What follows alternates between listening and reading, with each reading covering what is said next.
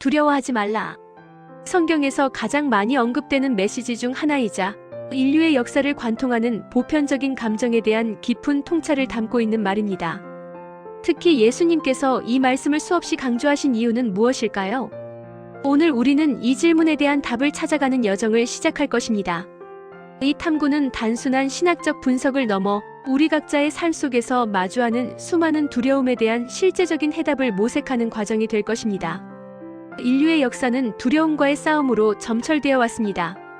고대인들은 예측 불가능한 자연현상, 예를 들어 천둥, 번개, 지진, 홍수와 같은 재해 앞에서 무력감과 함께 근원적인 공포를 느꼈습니다. 맹수로부터의 위협, 부족 간의 끊임없는 전쟁, 알 수 없는 질병과 고통, 그리고 사랑하는 사람들의 상실은 인간의 삶을 지배하는 강력한 요소였습니다. 이러한 외적인 위협들은 인간의 내면에 깊은 불안을 심어주었고 생존을 위한 끊임없는 투쟁 속에서 두려움은 인류의 가장 강력한 동기 중 하나가 되었습니다. 현대 사회에 이르러 과학과 기술의 발전은 많은 외적인 위협들을 통제 가능하게 만들었습니다. 우리는 더 이상 맹수에게 직접적인 위협을 받거나 원시적인 질병으로 쉽게 목숨을 잃지 않습니다.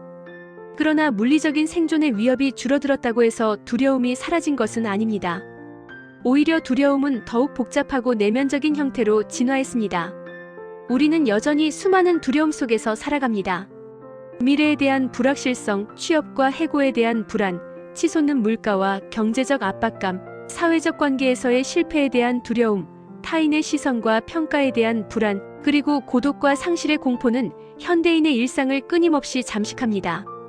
또한 환경오염, 기후변화, 새로운 전염병의 창궐, 핵무기 위협 등 전 지구적인 문제들은 인류 전체의 생존에 대한 막연한 두려움을 가중시키고 있습니다. 이처럼 두려움은 형태만 바뀌었을 뿐 여전히 인간 존재의 본질적인 부분이 되어버렸습니다. 성경은 이러한 인간의 깊고 복합적인 두려움에 대해 시대를 초월하는 깊이 있는 시각과 근원적인 해답을 제공합니다. 구약에서 신약에 이르기까지 하나님께서는 당신의 백성에게 반복적으로 두려워하지 말라고 말씀하십니다. 이 메시지는 단순한 격려가 아니라 하나님의 속성과 인간에 대한 그분의 계획을 바탕으로 한 강력한 선포입니다. 이사야 43장 1-3절은 이 메시지의 정수를 담고 있습니다. 야곱아, 너를 창조하신 여호와께서 지금 말씀하시느니라. 이스라엘아, 너를 지으신 이가 말씀하시느니라. 너는 두려워하지 말라. 내가 너를 구속하였고 내가 너를 지명하여 불렀나니 너는 내 것이라. 내가 물 가운데로 지날 때에 내가 너와 함께 할 것이라. 강을 건널 때에 물이 너를 침몰하지 못할 것이며 내가 불 가운데로 지날 때에 타지도 아니할 것이요 불꽃이 너를 사르지도 못하리니 대저 나는 여호와 내 하나님이요 이스라엘의 거룩한 이요 내 구원자임이라. 내가 애굽을 너의 속량물로 구스와 스바를 너를 대신하여 주었노라. 이 구절은 하나님의 변함없는 사랑과 보호, 그리고 우리의 존재가 하나님의 소유임을 명확히 선언합니다. 여기서 구속하였고라는 단어는 단순히 구원했다는 의미를 넘어 마치 소중한 보물을 되찾듯이 우리를 값주고 사셨다는 의미를 내포합니다. 지명하여 불렀나니는 하나님께서 우리 각자를 개별적으로 아시고 특별한 목적을 위해 부르셨음을 강조하며 우리의 존재 자체가 우연이 아니라 하나님의 세밀한 계획 속에 있음을 보여줍니다. 우리가 어떤 환난과 역경 속에서도 혼자가 아니며 하나님께서 우리와 항상 함께 하시기에 어떠한 두려움도 극복할 수 있다는 강력한 메시지를 전달합니다. 심지어 물이나 불과 같은 극한의 위협 속에서도 하나님은 우리를 지키시겠다는 약속은 우리 삶의 모든 영역에서 그분의 전능한 보호를 기대할 수 있음을 확신시켜줍니다. 실제로 성경학자들의 연구에 따르면 두려워하지 말라는 메시지가 성경 전체에서 365번, 즉 1년 365일 매일 들을 수 있도록 반복된다고 말합니다. 이는 결코 우연의 일치가 아닙니다. 우리의 삶이 매일매일 새로운 도전과 함께 두려움의 연속일지라도 하나님의 말씀은 그 모든 두려움을 극복할 수 있는 영원한 지침과 위로를 제공한다는 강력한 상징입니다. 이 반복적인 강조는 인간이 얼마나 쉽게 두려움에 사로잡히는 존재인지, 그리고 하나님께서 그 두려움으로부터 우리를 얼마나 간절히 해방시키고자 하시는지를 여실히 보여줍니다. 그렇다면 예수님께서는 왜 이 메시지를 그토록 많이 그리고 다양한 상황에서 강조하셨을까요? 예수님의 사역 전반에 걸쳐 이 말씀은 제자들에게, 군중에게, 그리고 심지어 죽음의 문턱에 선 사람들에게까지 전해졌습니다. 이는 예수님께서 인간의 두려움이라는 본질적인 문제에 대한 깊은 이해와 해결책을 가지고 계셨음을 의미합니다. 가장 극적인 사례 중 하나는 마태복음 14장에 기록된 이야기입니다. 예수님께서 오병이어의 기적을 베푸신 후 제자들을 배에 태워 갈릴리 바다를 건너게 하시고 홀로 산으로 기도하러 가십니다. 밤이 깊어지고 바다에는 거센 바람과 풍랑이 일기 시작합니다. 제자들은 거대한 파도와 사투를 벌이며 죽음의 공포에 사로잡힙니다. 오랜 시간 동안 고군분투하던 제자들이 거의 모든 희망을 잃었을 때 새벽녘에 예수님께서 물 위를 걸어 그들에게 다가오십니다. 그러나 제자들은 어둠 속에서 물 위를 걷는 예수님의 모습을 유령으로 착각하고 더욱 큰 두려움에 휩싸입니다. 그들의 비명소리가 바다 위에 울려 퍼질 때 예수님께서 말씀하십니다. 안심하라 나니 두려워하지 말라. 이 말씀은 단순한 위로를 넘어섭니다. 예수님께서는 제자들이 처한 가장 절망적이고 공포스러운 상황, 즉 생명의 위협이 감도는 한가운데로 직접 찾아오셨습니다. 그리고 당신의 존재 자체를 명확히 드러내시며 나니, 즉 내가 바로 그분이다. 내가 여기 있다고 말씀하셨습니다.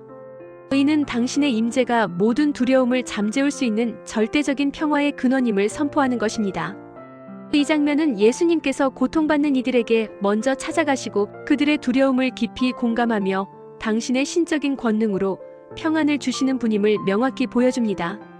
베드로가 잠시나마 물 위를 걸을 수 있었던 것도 예수님을 향한 믿음과 그분의 임재를 의지했기 때문입니다. 또 다른 중요한 맥락은 제자들이 예수님의 사역을 감당해야 할 때였습니다. 예수님께서는 제자들에게 복음을 전파하고 병을 고치며 귀신을 쫓아내는 놀라운 권능을 주셨지만 동시에 그들이 앞으로 겪게 될 박해와 고난에 대해서도 숨김없이 경고하셨습니다. 유대 종교 지도자들과 로마 권력에 의한 핍박, 사람들의 오해와 비난, 심지어는 순교에 이를 수 있는 위험까지 예고하셨습니다. 이러한 극심한 압박과 위협 속에서 제자들이 흔들리지 않도록 예수님은 그들에게 강력한 메시지를 주셨습니다.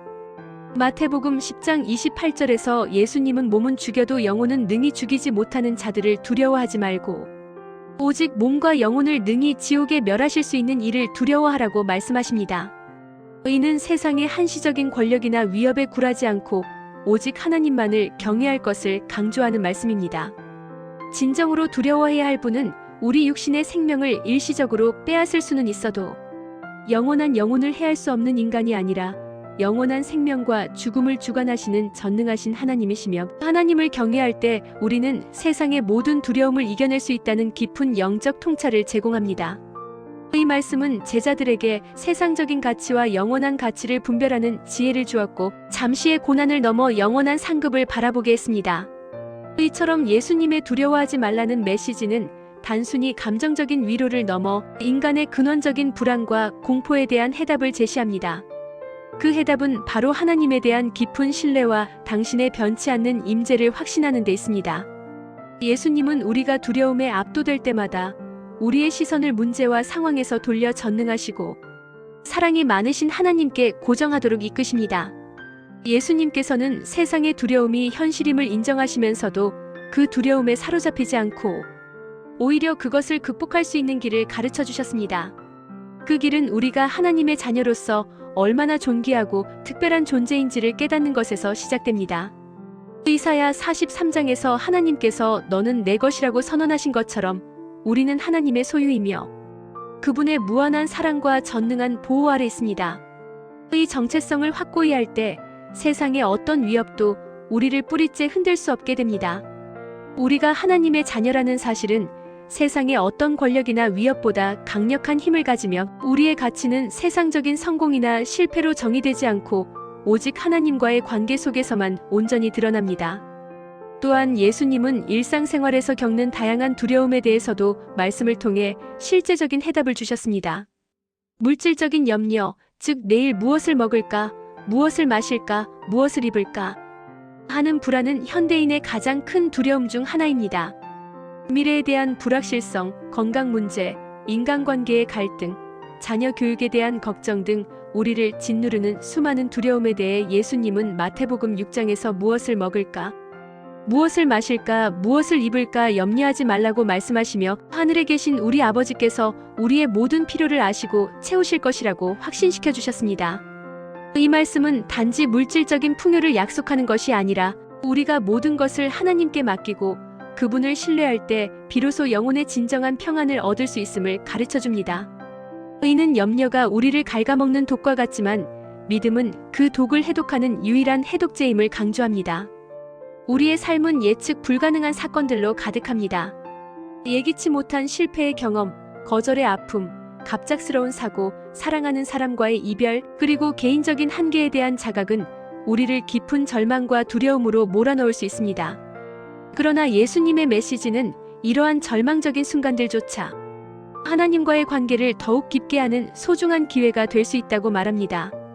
어려운 환경과 역경은 종종 우리의 연약함을 깨닫게 하고 우리를 하나님께로 더 가까이 이끌며 우리가 그분만을 전적으로 의지하게 만듭니다. 고통 속에서 우리는 비로소 하나님의 위로와 능력을 진정으로 경험하게 됩니다. 두려움 속에서 우리는 종종 자기 자신에게 집중하며 문제의 굴레에 갇히게 됩니다. 우리는 우리의 부족함, 우리의 통제할 수 없는 상황들만을 바라보며 점점 더 깊은 수렁으로 빠져들어갑니다. 하지만 예수님은 시선을 우리 자신과 당면한 문제로부터 돌려 전능하시고 사랑이 많으신 하나님을 바라볼 것을 권면하십니다. 앞에서 언급했던 베드로의 일화는 이를 잘 보여줍니다. 베드로가 예수님의 부르심에 순종하여 물 위를 걷기 시작했을 때 그는 예수님을 바라보는 믿음으로 물 위를 걸었습니다. 그러나 거센 바람과 파도를 보고 두려움에 사로잡히자 그는 물에 빠져들기 시작했습니다. 그때 예수님은 즉시 손을 내밀어 그를 붙잡으시고 믿음이 작은 자여 왜 의심하였느냐고 말씀하셨습니다. 이는 우리가 두려워하는 순간에도 예수님께서 항상 우리 곁에 계시며 우리가 그분을 신뢰하고 붙들기만 하면 어떤 절망적인 상황에서도 다시 일어설 수 있음을 보여줍니다. 예수님은 우리가 넘어질 때 우리를 비난하시는 분이 아니라 우리를 다시 일으켜 세우시는 분이십니다. 결론적으로 예수님께서 두려워하지 말라는 말씀을 그토록 많이 하신 이유는 인간의 근원적인 두려움에 대한 하나님의 깊은 이해와 무한한 사랑 때문입니다. 그분은 두려움이 인간의 삶을 지배하고 행복을 갉아먹는 강력한 힘임을 아셨고 그 두려움으로부터 우리를 해방시켜 진정한 자유와 평안을 누리게 하고자 하셨습니다. 예수님의 메시지는 단순한 감정적인 격려나 자기 최면이 아닙니다. 그것은 하나님의 절대적인 사랑과 전능한 능력, 그리고 우리 존재의 본질적인 가치를 다시금 깨닫게 하는 강력한 진리이자 우리가 삶을 살아가는 데 필요한 가장 중요한 영적 원칙입니다. 하나님을 전적으로 신뢰하고 그분의 말씀에 순종하며 오직 그분만을 경외할 때 우리는 세상의 어떠한 두려움도 이겨낼 수 있습니다.